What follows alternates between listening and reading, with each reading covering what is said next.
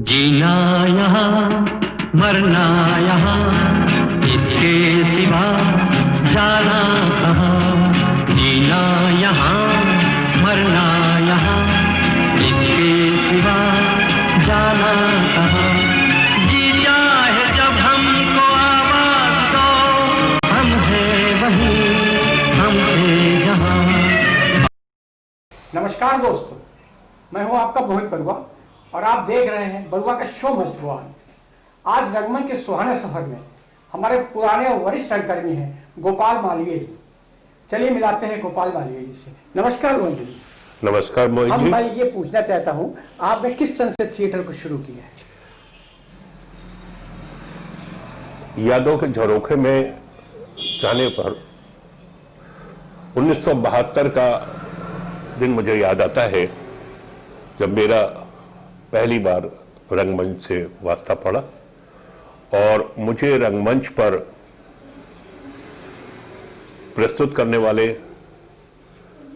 सोनाम में धन्य श्री ज्ञानदेव अग्नोत्री जी थे जी। और मैं भाग्यशाली हूं कि मेरे साथ उस समय शुभा सूबेदार, पामेला सक्सेना जी, दिलरोजा दाजी, अंजलि मित्तर, इन सब ने भी अपना अपना डेब्यू हमारे साथ ही किया। और पुरुषों में अगर हम बात करें तो विजय देवगन जी, जो मिस्टर यूपी रह चुके, उन्होंने, और एक जमाने में यूपी के चीफ इनकम टैक्स कमिश्नर रहे देवप्री पंत, उन्होंने भी मेरे साथ ही अपना डेब्यू स्टार्ट किया। तो आपने किस ज्ञानदेव अग्नोत्री के साथ भी आपने काम किया है? जी। उनके साथ क्या कौन कौन से नाटक किए? उनके साथ तो मैंने बहुत सारे नाटक किए। जैसे सबसे पहले मेरा नाटक था उनके साथ शुतुरमुर्ग। हाँ, बढ़िया नाटक। हाँ, शुतुरमुर्ग एक राजनीतिक व्यंग्य था। हाँ। और उसमें मैंने प्रधानमंत्री की भूमिका अदा की। मोहित भाई, मैंने पहली बार जिंदगी में और किसी भी रंगकर्मी के माध्यम से ये नहीं सुना कि हम लोगों की एक बहुत बड़ी होर्डिंग लगाई गई थी लाल इमली और गवर्नमेंट इंटर कॉलेज की क्रॉसिंग पर, जिसमें मर्चेंट चैम्बर में शुतुरमुर्ग के प्रदर्शन की तिथि लिखी हुई थी, कलाकारों के नाम लिखे हुए थे।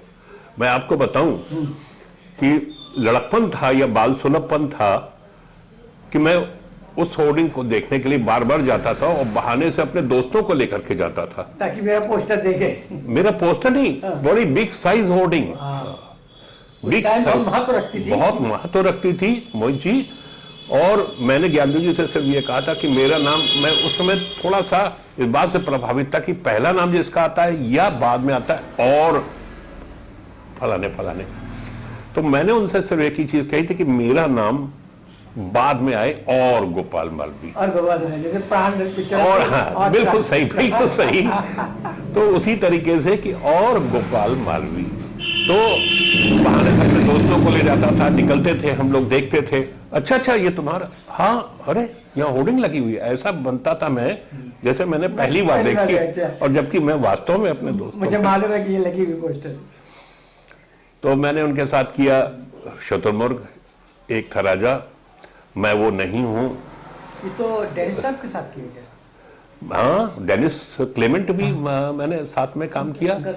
हाँ, डेनिस क्लेमेंट के साथ भी मैंने काम किया, और डेनिस क्लेमेंट के साथ मैंने एक बहुत बड़ी प्रोजेक्ट काम करा।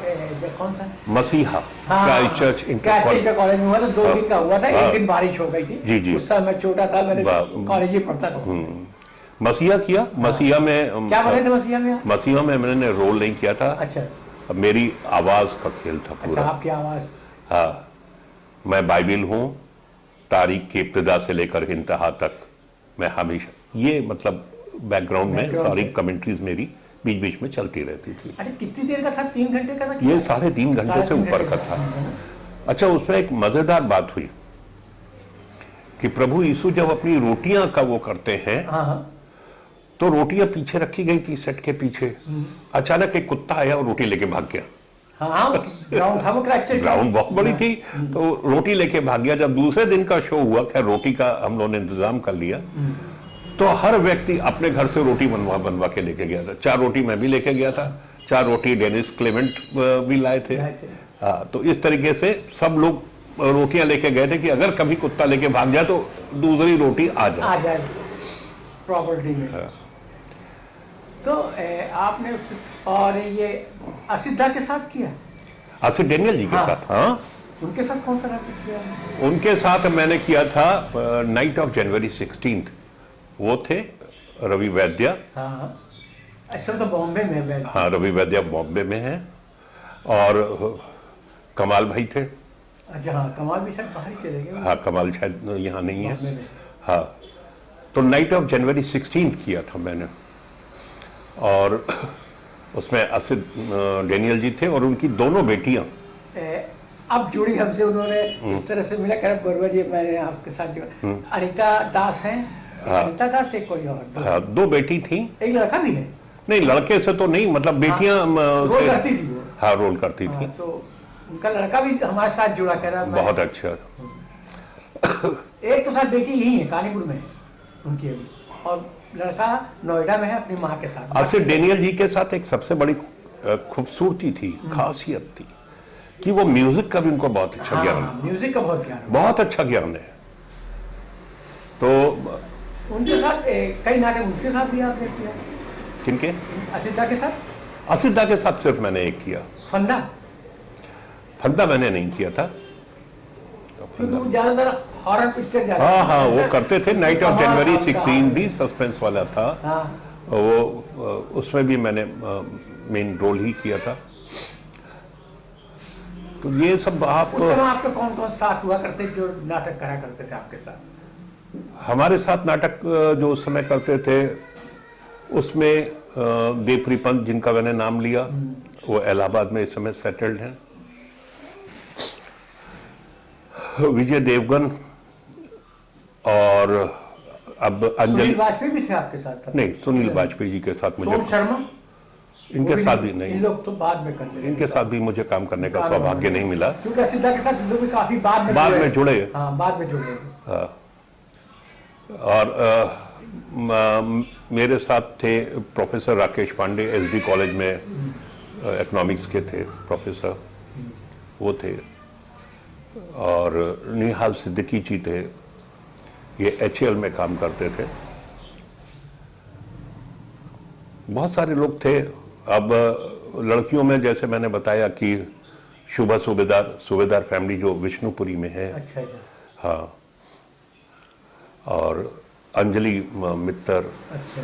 पामेला सक्सेना, ये पुरानी रंगकर्मी है। हाँ, अब सब अपने अपने परिवार में, हाँ, मतलब कहीं सेटल्ड हो गए, गुमनामी में है अभी, जब तक थे तब थे। पामेला सक्सेना जबरदस्त एक्ट्रेस, जबरदस्त एक्ट्रेस। मैं वो नहीं हूं, मैं वो राधा बाई का रोल कर रही थी, और रोल के अंदर इस कदर घुस गई कि जब अपने रोल के वो डेप्थ में गई है तो वास्तव में विदाउट ग्लिसरीन सिर्फ दो ही लोग थे, एक वो और एक मैं, जो बिना ग्लिसरीन के रोते हैं। बाकी लोग तो ग्लिसरीन का यूज करते हाँ, हैं। कि मतलब रोल के इतने अंदर चले जाओ कि लगे ही नहीं, और डूब जाते हैं। हाँ, पामेला सक्सेना ने जो फूट फूट के रोने का अभिनय किया है, और आपको पुरानी यादें आप तो ताजा कर रहे हो सब, तो श्यामली जी का प्रेजेंस ऑफ माइंड गजब का था।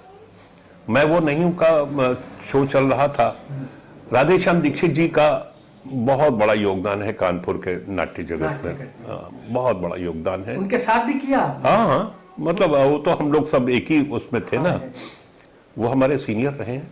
और उनके तो आपने दर्पण में किस किस डायरेक्टर के साथ? दर्पण में मैंने नहीं काम किया। अच्छा, दर्पण में नहीं किया। दर्पण में मैंने नहीं किया, परंतु किस ग्रुप में ज्यादा जुड़े रहे? मैं नाट्य भारती से ही रहा। नाट्य भारती से? हाँ। मतलब राधेश्याम दीक्षित के नहीं, राधेश्याम दीक्षित जी ने बाद में संस्था को टेक ओवर किया। अच्छा, जब ज्ञानदेव जी वगैरह सब यहाँ से चले गए।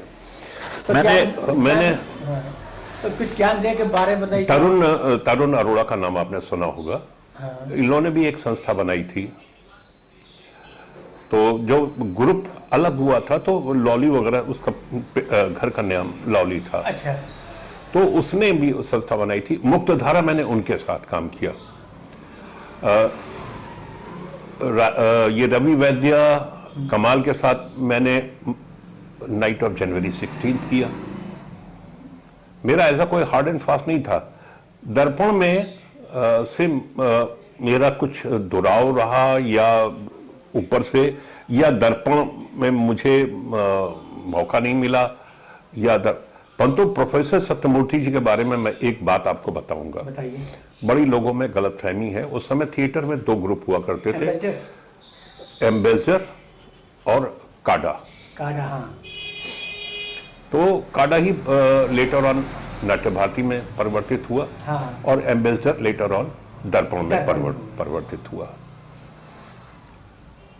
मुक्त धारा का हो रहा था, एक बहुत बड़ी प्रोजेक्ट सेंट्रल गवर्नमेंट से तरुण अरोड़ा लेकर के आए थे, यूपी में पहली बार, बहुत बड़े, और रवि बासवानी जी उसको डायरेक्ट कर रहे थे। आप लोगों के सानिध्य में आने पर थोड़ा बहुत पढ़ने का शौक भी मुझे है। मैं रणजीत सिंह का रोल कर रहा था उसमें। जब रिहर्सल के दौरान सेट आगे आगे धीरे धीरे बढ़ रहा था ड्रामा, तो मैंने देखा कि इसमें बाउल संगीत तो है ही नहीं।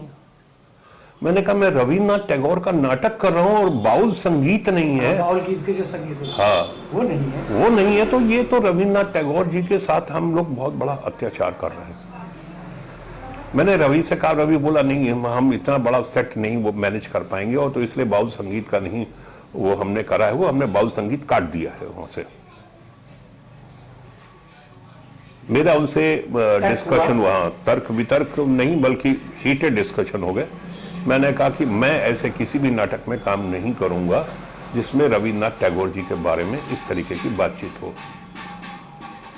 मैंने कहा ये नाटक आप यहां कर रहे हो, मैं आपको खुली चुनौती देता हूं बनारस, और उससे आगे बढ़कर के ये नाटक आप कर लीजिए, वन पीस में अगर हम लोग वापस आ जाएं, क्योंकि वहां के लोग रविन्द्रनाथ टैगोर जी का ये अपमान बर्दाश्त नहीं कर पाएंगे। सही कह रहे हैं।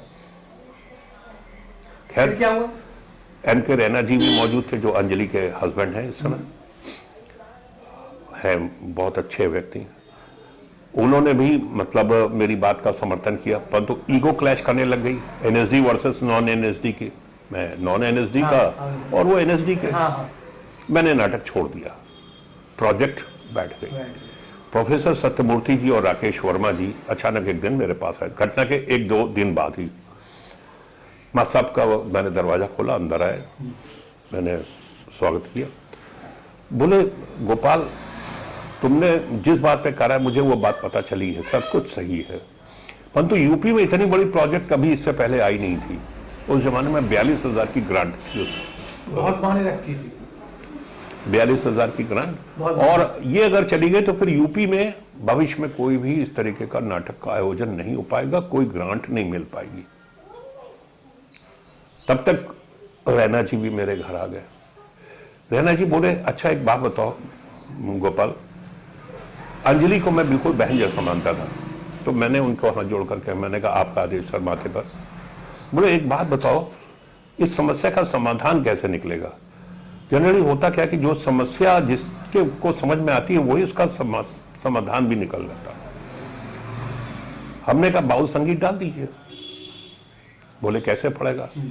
हमने कहा नेपथ्य से तो आ सकता है बाउल संगीत, अगर मान लीजिए सेट आपको लगता है कि बहुत बड़ा हो जाएगा तो नेपथ्य से तो बाउल संगीत आ सकता है, एक तारा बजता हुआ जाए। बोले यार क्या गजब की बात करी है। खैर बाउल संगीत डाला गया, नाटक हुआ, बहुत सफल हुआ, उसका रिव्यू हुआ। नेमीचंद जैन जी वगैरह ने सबने उसमें मुझे व्यक्तिगत तौर पर टेलीफोन करके बधाई दी। जब रैना ने उनको बताया होगा पूरी बात तो उन्होंने उस बात के लिए बधाई भी दी। परंतु एम.के. रैना जैसा व्यक्तित्व मैंने नहीं देखा कि जिसके अंदर में कोई ईगो नहीं थी कि मैं एनएसडी से हूं, या उनके अंदर रंगकर्मी की तरह बिल्कुल एक, जब वो सेट पर होते हैं तो एक रंगकर्मी होते हैं, बाहर होते हैं तो एक अच्छे दोस्त होते हैं, और वही कलाकार की वही बाकी अब रवि जी रहे नहीं तो उसके बारे में ज्यादा नहीं। परंतु मास्टर साहब का ये जो अनदेखा पहलू है, लोगों को नहीं मालूम है कि दोनों गुटों में चलती थी, उसके बावजूद भी मास्टर साहब ने, राकेश वर्मा जी ने जो काम किया, तारीफ से काबिल। हाँ। तो आपने किस तरह से थिएटर को छोड़ा? मैंने थिएटर छोड़ दिया लगभग जब मैं व्यक्तिगत तौर पे बताऊं, मैं LIC में हूं हाँ हाँ, था, मतलब रिटायर हुए आप? मैं वहीं से वरिष्ठ प्रशासनिक अधिकारी के पद से रिटायर हुआ तो हूं। किस सन में रिटायर हुए आप? मैं 2008 में रिटायर हुआ हूं। तो आपके वाले में कृष्णा सक्सेना भी थे? कृष्णा भाई, मैंने कृष्णा भाई के साथ भी काम किया। हाँ, KV सक्सेना के साथ? हाँ, कृष्णा भाई के साथ भी काम किया। कृष्णा भाई, सबसे मजेदार बात ये थी कि भारतीय जीवन बीमा निगम की 25वीं वर्षगांठ मनाने का कार्यक्रम था। नाटक के लिए, मतलब ये हुआ कल्चर प्रोग्राम करने हाँ, के लिए? नहीं, नाटक भी उसमें शामिल था।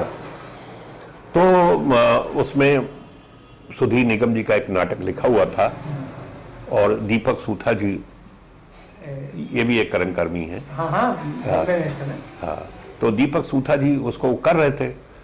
तो एक MM बर्मन जी थे, तो उन्होंने कृष्णा सक्सेना और हम लोग, मतलब कृष्णा सक्सेना को कहा।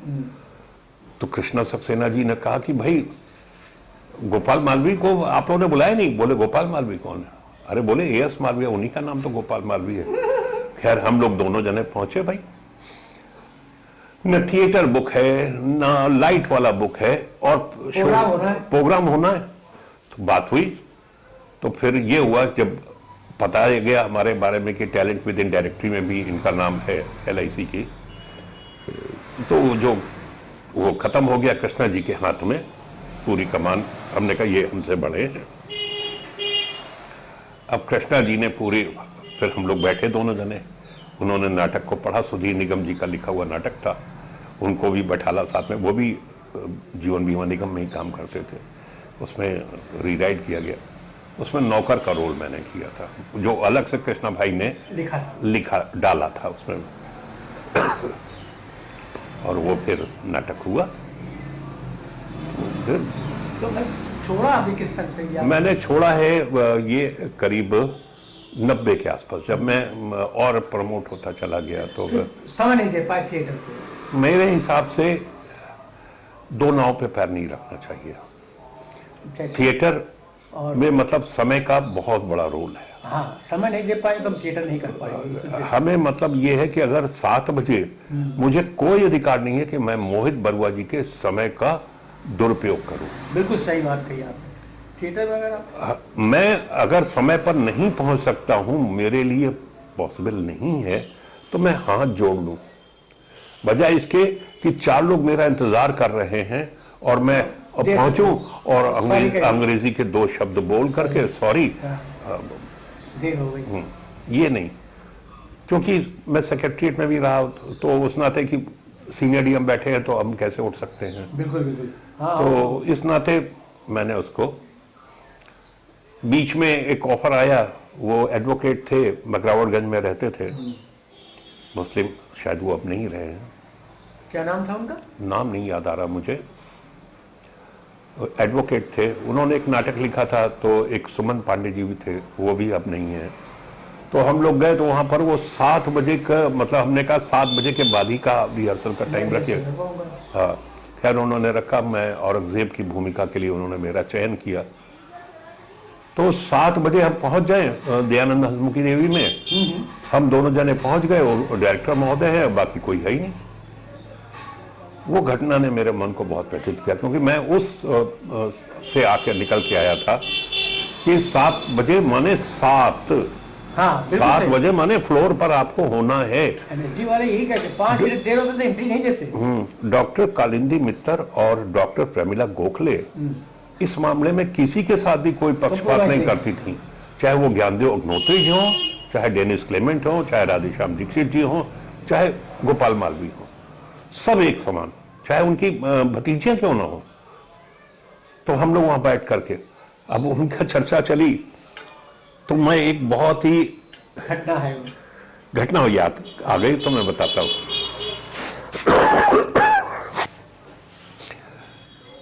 हम लोग शुतुरमुर्ग का मंचन कर रहे थे। जैसे मराठी परंपरा है, गणेश पूजन होता है पहले हम लोग के। हाँ, गणेश पूजन हो गई, उसके बाद पहली घंटी बज गई, सब लोग अपनी अपनी जगह पर पहुंच गए। रक्षा मंत्री का रोल कर रहे थे विजय देवगन जी, जो एक जमाने में मिस्टर यूपी रह चुके थे, बॉडी बिल्डर। हाँ। वो पहुंचे नहीं थे। देखा कि कालिंदी जी ने, डॉक्टर कालिंदी मित्तर जी ने, अब तो वो भी नहीं है हम लोग के बीच में, उन्होंने डेनिस क्लेमेंट से कहा कि you wear the costume and you are doing the role of रक्षा मंत्री। डेनिस क्लेमेंट तैयार हो गए रक्षा मंत्री का रोल करने के लिए। तो नीचे प्रेमला जी, दूसरी घंटी बजी, प्रेमला जी गेस्टों को वेलकम करने की अपनी स्पीच वगैरह दे रही थी। पैर, उसके बाद हम लोग सब इरिस्पेक्टिव ऑफ जेंडर डिफरेंस, हम लोग सब एक दूसरे के पैर छूते थे। वहां पर जो जूनियर है वो अपने से सीनियर का पैर छुएगा। हम लोग पैर छू करके सबसे पहले एंट्री शुभा सूबेदार की, वो रानी, वो दासी की भूमिका में थी, उनकी थी और मेरी थी। हम लोग तैयार हो गए, पहुंच गए। पर्दा भी उठने के बाद था, तब तक मोटरसाइकिल की बड़ा रॉयल इनफील्ड की आवाज आई। विजय देवगन जी ने ग्रीन रूम के पास ही मोटरसाइकिल पटकी और भाग करके कालिंदी जी ने कहा शांत, अभी भी 7 मिनट हैं, 7 मिनट बाद तुम्हारी एंट्री है। उनको पानी पिलाया गया, शांत किया गया, उन्होंने अपनी कॉस्ट्यूम पहनी और विजय देवगन ने बहुत अच्छा अभिनय किया। और ये क्यों सब पॉसिबल हुआ? ये इसलिए पॉसिबल हुआ कि मैं नाट्य भारती की एक बहुत ही खूबसूरत चीज आपको बताना चाहता हूं, जो आजकल नहीं हो रही है। मोहित जी रोल कर रहे हो या ना कर रहे हो, गोपाल मालवीय रोल कर रहे हो या ना कर रहे हो, प्रेजेंस हर एक की मस्ट है। और जो ये है, इस पर आप बैठेंगे बाहर, पूरा रिहर्सल आप लोग देखेंगे, पूरी स्क्रिप्ट आप लोग पढ़ेंगे, रीडिंग में भी साथ रहेंगे। हाँ, ये नहीं होता है आजकल पूरी। और उसकी वजह से ही तो डेनिस क्लेमेंट को कहा गया, वही मैं तो उनको सारे कैसे वो रोल करने तैयार हो, वो सारे मूवमेंट्स उनको मालूम थे, सारे डायलॉग्स याद थे, क्योंकि वो डेली रिहर्सल करते थे, याद करते। हाँ। और सुशील कुमार सिंह जी की बात, वो हम लोग को प्रॉम्प्टिंग करते थे। सुशील कुमार सिंह जी ज्ञानदेव जी ने यही बात जैसे भी अपने अपने बच्चे के बारे में कहा था। तो मैंने कहा था भगवान अगर एक चीज की कमी करता है तो 2 चीजें एक्स्ट्रा दे देता है। सुशील कुमार सिंह जी से आपने फोन पे थोड़ा वो फंबल करते थे बोलने में, हाँ,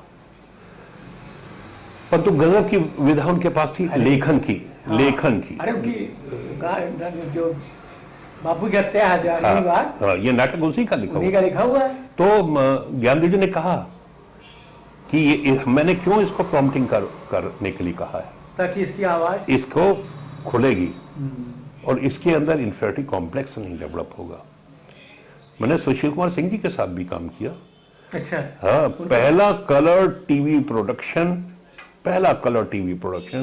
स्वयंवर नाटक का, लखनऊ दूरदर्शन का, उसमें मैंने रोल भी किया और मंच का निर्देशन भी किया। टेलीविजन का निर्देशन सुशील जी का था, हाँ। मंच का निर्देशन मेरा था। अरे बहुत बढ़िया। तो मैंने बल्कि कहा भी कि मैंने कहा भाई तुम्हारे रहते हुए सुशील जी, हाँ, मैं कैसे कर सकता हूं? मैं कैसे करूं? जब टीवी को आप बोले मैं कैमरे के एंगल देखूंगा, मैं लाइट देखूंगा, ये देखूंगा, मूवमेंट, तुम कम से कम ये देखोगे कि मॉड्यूलेशन कैसे हो पा रहा है या नहीं हो पा रहा है, और वो तुम देखोगे, और तुमसे अच्छा कोई नहीं। मैंने उनके साथ जिंगल्स भी करें। अच्छा, छोटे छोटे जिंगल्स भी, वो मतलब पार्ट टाइम पे ये काम भी करते थे।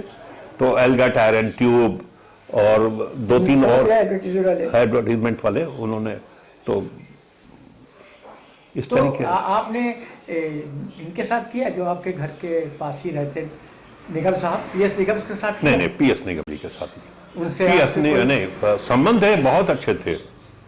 अच्छा, संबंध बहुत अच्छे थे। उनकी जो पत्नी है वो प्रिंसिपल थी, अब यह रिटायर हो गई होंगी। संबंध बहुत अच्छे थे, परंतु वो जनरली सेंट्रल गवर्नमेंट के ही एम्प्लॉइज का वो नाटक करते थे। उसी में थे। नाटक किया उन्होंने। व्यक्ति बहुत अच्छे थे। हमारी उनकी मतलब बहुत अच्छी पटरी खाती थी, डिप्टी थी बहुत अच्छी। और सत्यमूर्ति जी तो आप ही के रही रहे। सत्यमूर्ति जी भी एक जमाने में क्या था मोहित भाई, आर नगर ये रंग भूमि का मतलब बहुत बड़ा अड्डा कहना चाहिए इसको सही भाषा में, हर व्यक्ति जिसे समझ जाएगा अड्डा था। और ये जो होटल है इसमें एक आजाद होटल, अब वहाँ दुकानें उकानें खुल अब रही नहीं हैं। है वो आजाद होटल। आजाद होटल के मतलब केबिन में एक तरफ सत्यमूर्ति जी का ग्रुप बैठ करके अपने थिएटर की बात हो रही है, एक तरफ हम लोगों का भी ग्रुप बैठ करके मतलब थिएटर की बात हो रही, और ये सब या तो सुबह के समय होता था या जिस दिन रिहर्सल का ऑफ होता था उस दिन होता था। अच्छा, चलिए एक मिनट, और ये चाहते कुछ पुरानी यादें थोड़ा सा बताइए जो रियल से, क्योंकि पहले जो लोग समय से आया करते थे, अब थिएटर में लोग समय से नहीं आते, ऐसा क्यों? मतलब कि बहाना बना दे रहे यार ज़्यादा देर हो गई और कुछ मिलता नहीं है, और उस पर कहते टाइम से आओ। बहुत इस मिलता विषय है, में ये अगर कुछ सोचे आदमी कि हमें मिलता नहीं है। आप एक बात बताइए, अगर नौकरी के इंटरव्यू के लिए भी आप जा रहे हो, वहाँ भी किस लालसा से आप जाते हो कि आपको एक अपॉर्चुनिटी मिलने जा रही है, एक जॉब की अपॉर्चुनिटी मिलने जा रही है। हाँ।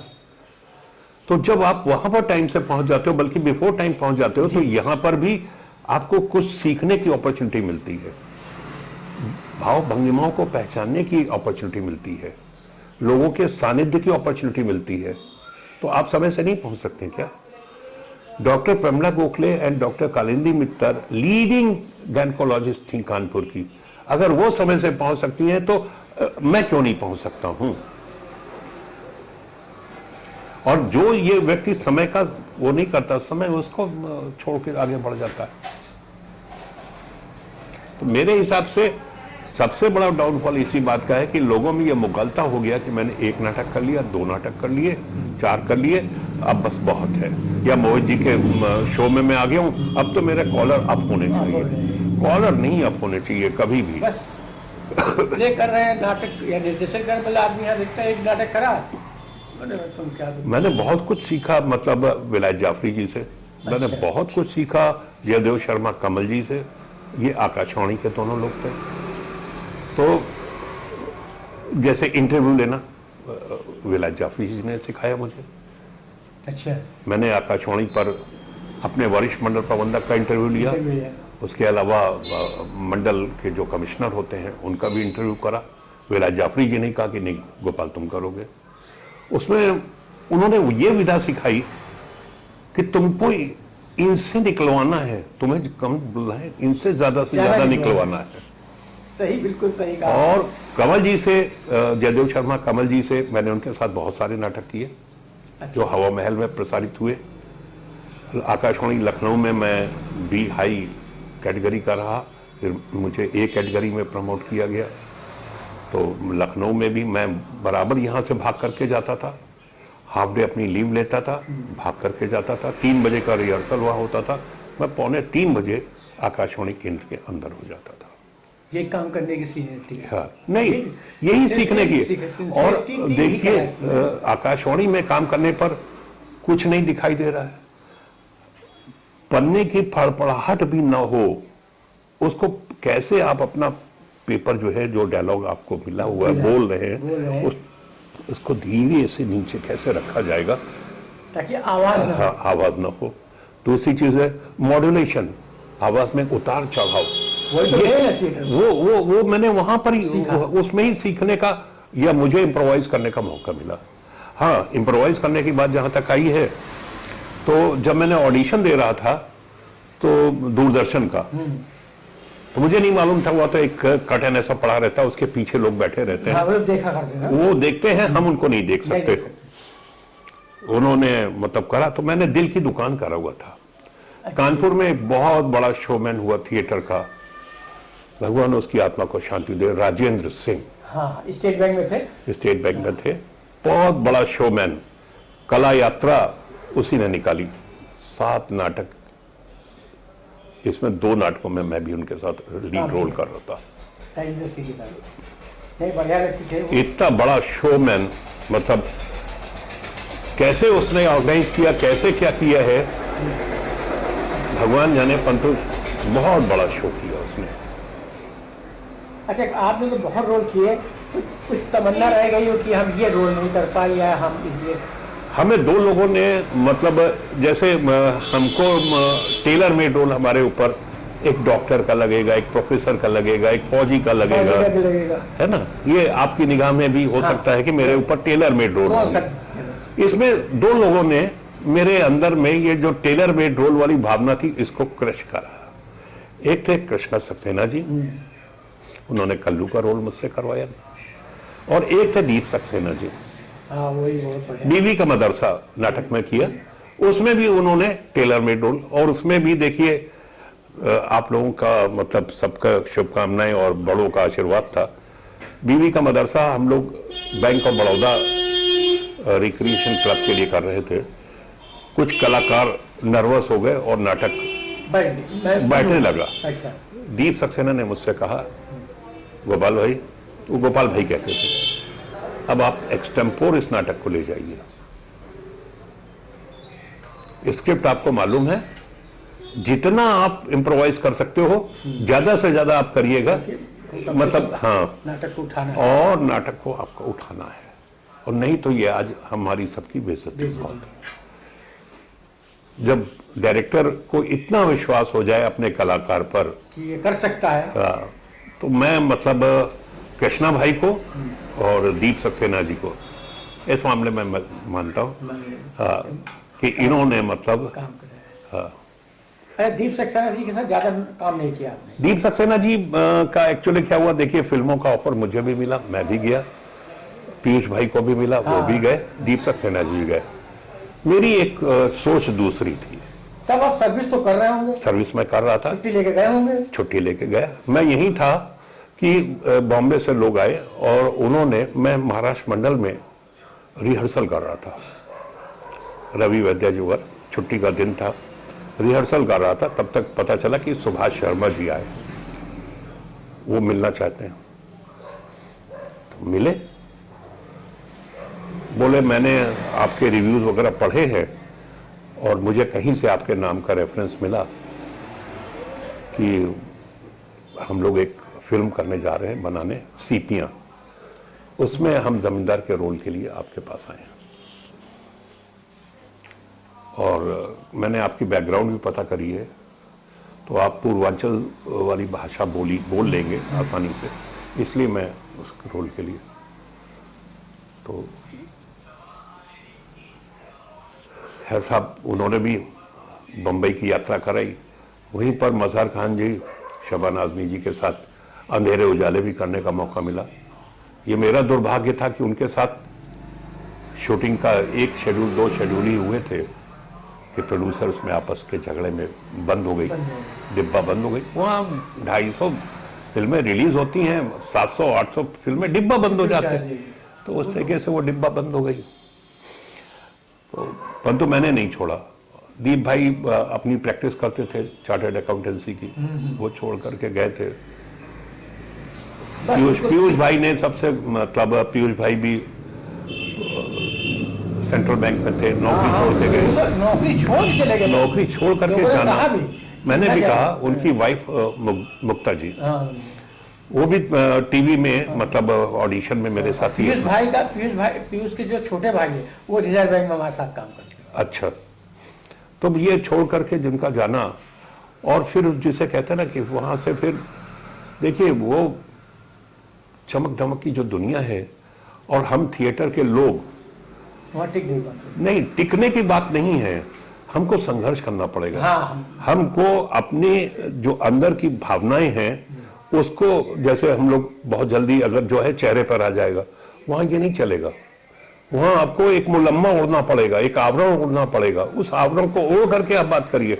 हम मोहित जी हमको पसंद करते हैं या नहीं पसंद करते, मैं मोहित जी को पसंद करता हूं या नहीं करता हूं, पर तो जब मैं मोहित जी से मिलूंगा तो लगेगा कि जैसे मोहित जी से बड़ा मेरे लिए कोई है ही नहीं। ये मुलम्मा, मैंने देखा। अरे आप घबराते, देंगे आपको काम, आश्वासन ऐसा दे जाएंगे, अरे रुकिए, चिंता न करो।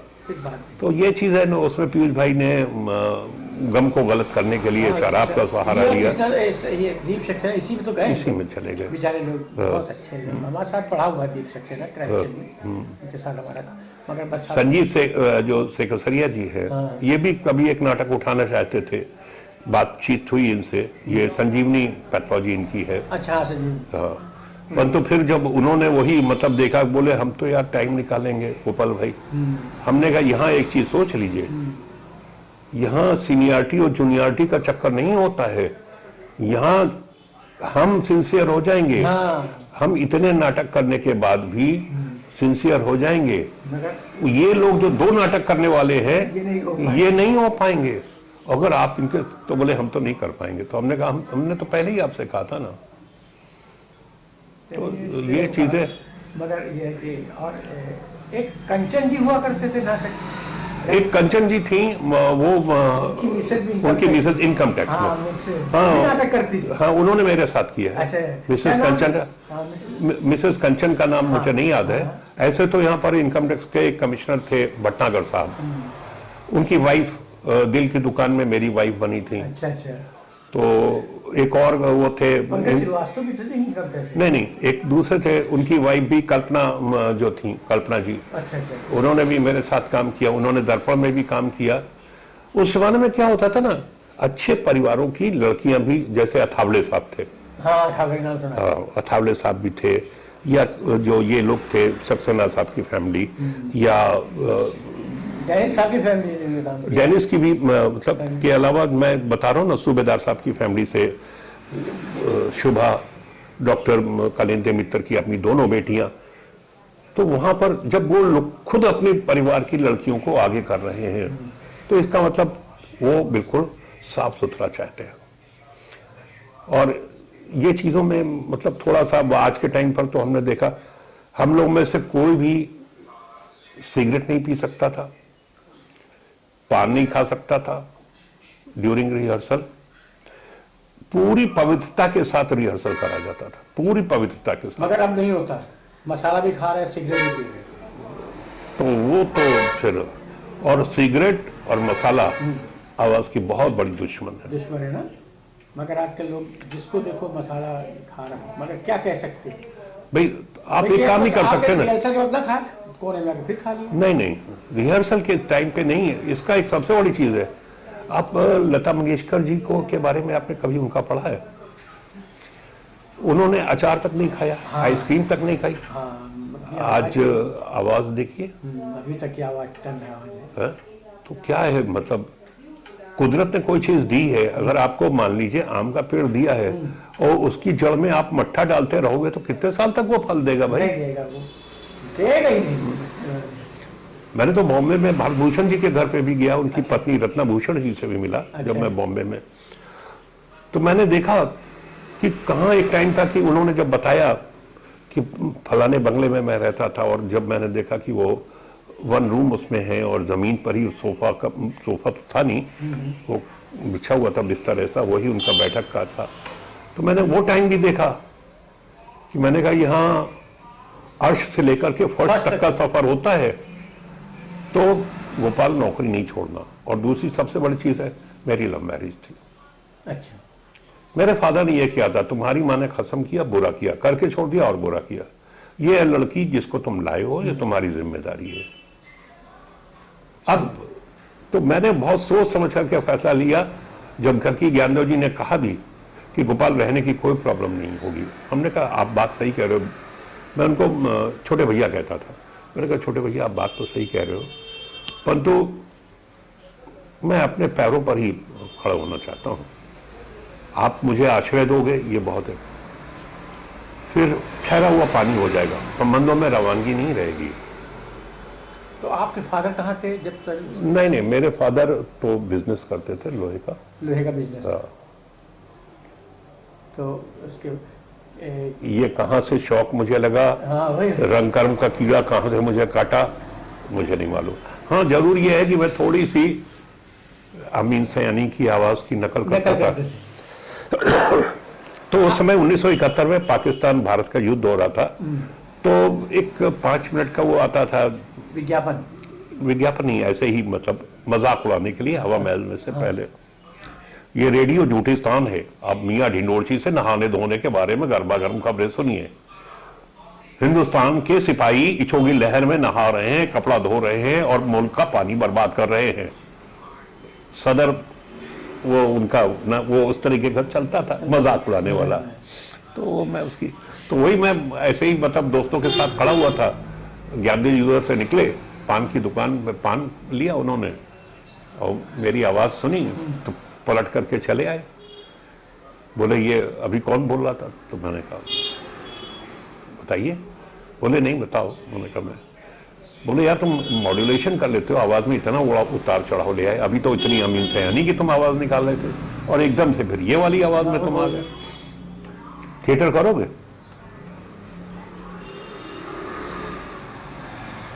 मैंने कहा कि पूछ के बताऊंगा। बोले पूछ लेना, अगर करना हो तो कल 6:30 बजे शाम को आजाद रेस्टोरेंट पे बाहर मुझे मिलना।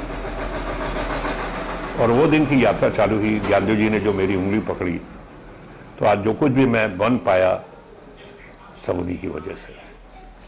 चलिए, आपके साथ इतनी बातें हुई, पुरानी यादें ताज़ा हुई, तो मैं अब ये कहना चाहूँगा, जो मैं शो मस्ट कर रहा हूँ पुराने कलाकारों के लिए, उसके लिए 2 शब्द कुछ कहेंगे?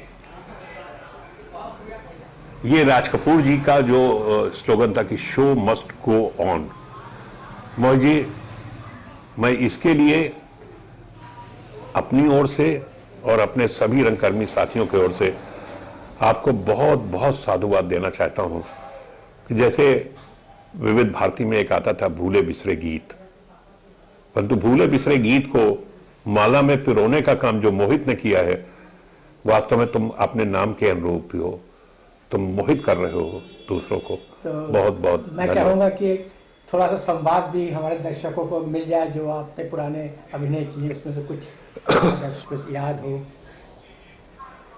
एक सोलो लोकी थी, सोलो लोकी जानते हैं? हाँ, एक ही आदमी का संवाद अकेले बोलता है। मैं माफ कीजिएगा, मैं सूत्रधार हूं।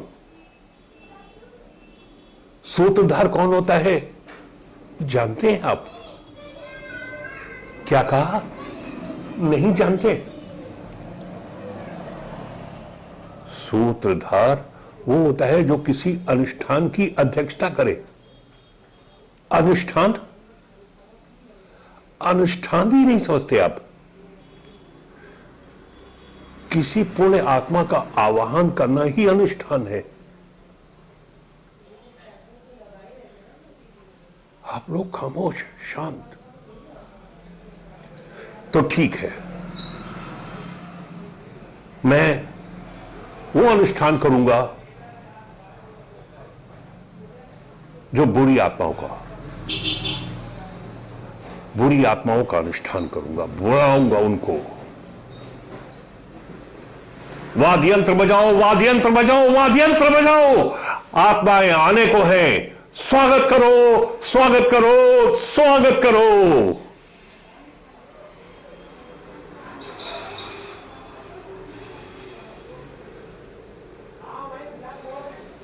कोई नहीं आया, ठीक है, तो मैं दूसरी तरीके का अनुष्ठान करूंगा।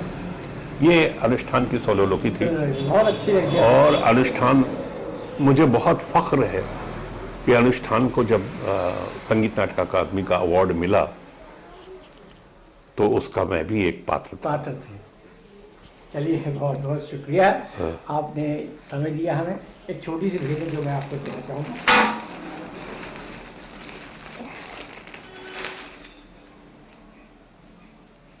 ये हमारे शो मस्ट गो ऑन की तरफ से आपको छोटी सी भेंट है।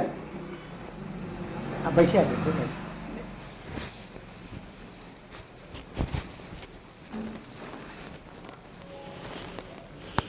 मोहित, तुम आपकी मोहित नहीं हो, तुमने हम लोगों को मोह लिया है। Show must go on, show must go on.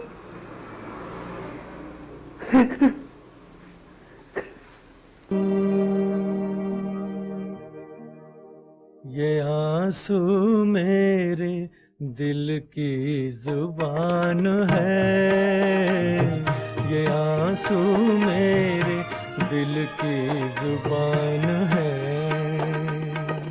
मैं रोऊं तो रो दे आंसू, मैं हंस दूं तो हंस दे आंसू, ये आंसू मेरे दिल की जुबान है, ये आंसू मेरे दिल की जुबान है।